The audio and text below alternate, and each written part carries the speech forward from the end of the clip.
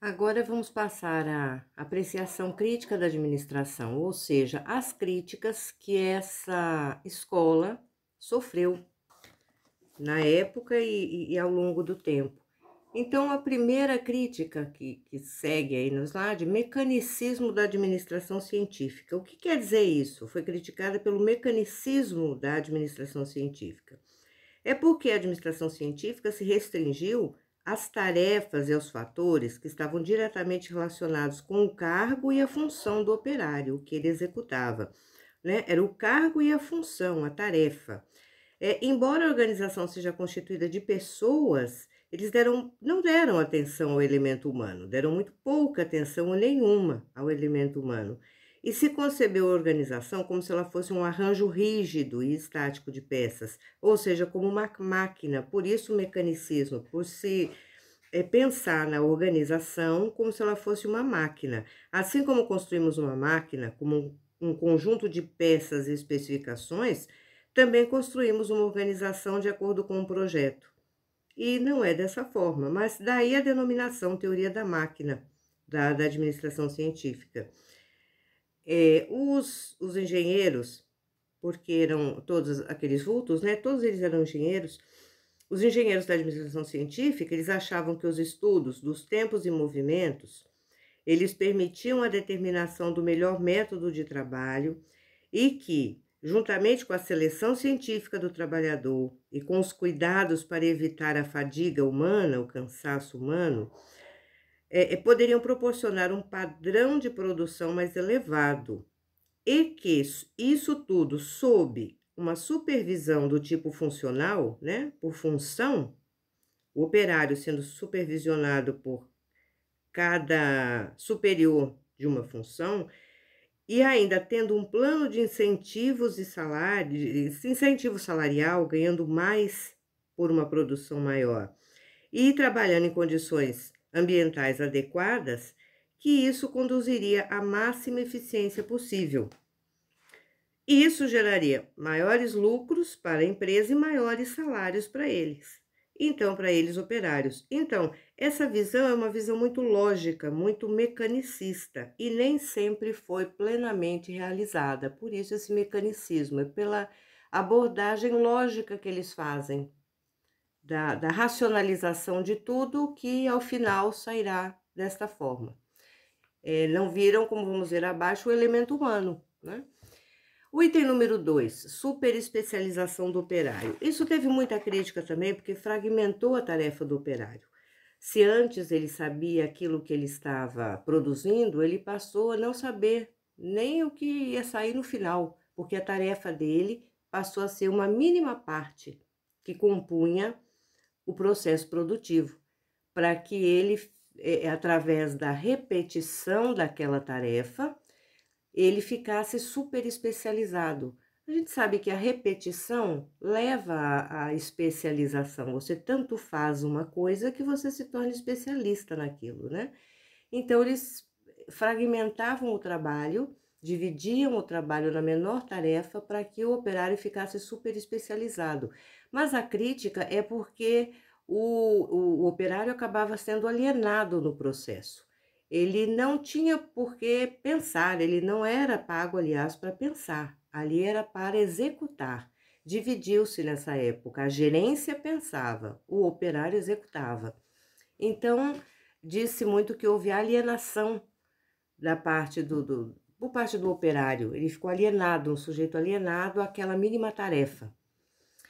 O item 3, a visão microscópica do ser humano, refere-se a que a administração científica pensava, referia-se a cada empregado tomado individualmente, ignorando que o trabalhador é um ser humano e é um ser social, certo? Era uma concepção negativista do homem, na qual as pessoas eram preguiçosas, ineficientes, né?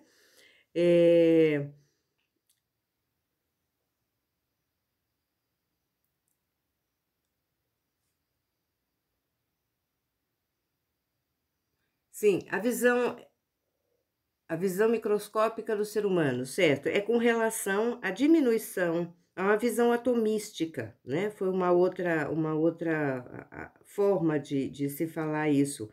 Eh, Ver a maneira como viam o homem e sem se incomodar sem pensar na influência que um exerce sobre o outro, né. O homem não é um ser isolado, ele vive de uma forma social. O quarto, a ausência de comprovação científica, em razão de que os engenheiros utilizaram pouquíssima pesquisa e pouca experimentação científica para comprovar as teses, né. O método foi um método empírico e concreto. O conhecimento era alcançado pela evidência e não pela abstração. Eles viam, analisavam, conferiam, né. Eh, Esses aspectos mais importantes da administração científica referem-se ao como e não ao porquê da ação do operário. Como o operário vai fazer o trabalho e não porquê. O item 6, limitação do campo de aplicação. Porque foi realizado, as observações desses engenheiros foram somente no chão de fábrica, foram somente nas indústrias, foi somente no trabalho operário. Então, a limitação do campo só se aplicou ali. A abordagem prescritiva e normativa é caracterizada pela preocupação em prescrever princípios normativos que deveriam ser aplicados como um receituário em todas as circunstâncias, para que o administrador pudesse ser bem-sucedido. Essa abordagem prescritiva e normativa, ela padroniza situações para poder padronizar a maneira como elas deverão ser administradas. Então, é um tipo de abordagem voltada para a receita antecipada, para uma solução assim enlatada, para princípios normativos que devem reger e como fazer as coisas dentro das organizações. Então, é tudo muito enlatado. Essa perspectiva visualiza a organização como ela deveria funcionar, em vez de explicar o seu funcionamento. Então, ali ela prescreve como ela, né, deveria funcionar. A abordagem de sistema fechado é porque se caracteriza pelo fato de ver somente aquilo que acontece dentro da organização, sem levar em conta o meio ambiente em que ela está situada. Nós vamos estudar isso mais tarde, na teoria dos sistemas, que é quando as pessoas se voltam, os teóricos se voltam para o ambiente. Nós estamos em interação o tempo todo com o ambiente. E nessa época não, entendia-se a empresa como um local fechado, só o que estava acontecendo ali dentro, né? E o item 9, sem dúvida alguma, o pioneirismo na administração, aí não é uma crítica, né? Apesar das críticas e dos desvios porque muitos na época surgiram uns charlatães que se auto-intitulavam especialistas em eficiência, né? E eles se propuseram oferecer consultoria orientada exclusivamente para os aspectos físicos do trabalho. Eles ignoravam as necessidades, as atitudes dos trabalhadores, então isso foi um desvio e ajudou a divulgar a imagem da administração científica com uma proposta fria, calculista, que enxergava os seres humanos como mera peça do processo produtivo, né? Não foi bem assim, também existiram uns charlatães que ajudaram a dar essa imagem muito negativista. Agora, então, apesar dessas críticas e dos desvios que ocorreu por parte de alguns, a administração científica havia chegado para ficar, porque as aplicações dela, elas iam muito além do simples redesenho dos postos de trabalho. Foi um movimento que rapidamente ganhou popularidade nos Estados Unidos e depois em todo o mundo. Ele se expandiu metodicamente pelas décadas seguintes, assim, para o mundo todo. Teve influência, inclusive, na medicina. Tem um livro que é Taylorismo. Ele conta que como aumentou o número de cirurgias por dia, a capacidade do cirurgião em realizar a cirurgia. Olha só, na medicina, né? Esse livro traz, eu não me lembro agora, mas o número de cirurgias que aumentou, que era possível se fazer num dia. Por quê? Porque passou-se a reorganizar os instrumentos, alguém passou a instrumentalizar o médico, E as etapas da cirurgia foram estudadas, analisadas e reorganizadas e foram muito mais rápidas, passaram a ser muito mais rápidas. Isso, sem dúvida alguma, tem um mérito, né? Olha, foi aplicado em todos os aspectos, até móveis que a gente utiliza hoje, móveis de cozinha, mesas, mesa de passar roupa, altura, para evitar que a gente ficasse encurvada. Foi reestruturado uma série de coisas a partir desse estudo. Para também esse estudo da fisiologia, né? Não só do processo de trabalho, padronizando o processo de trabalho, como também o estudo da fisiologia contra a fadiga humana, para se posicionar as coisas no lugar adequado para o funcionário. Então, se a gente pensa que a administração científica é uma ideia do passado, que teve um período de popularidade e depois foi embora, é bom a gente pensar de novo, porque nada mais atual do que o combate ao desperdício ou a busca pela eficiência, não é mesmo?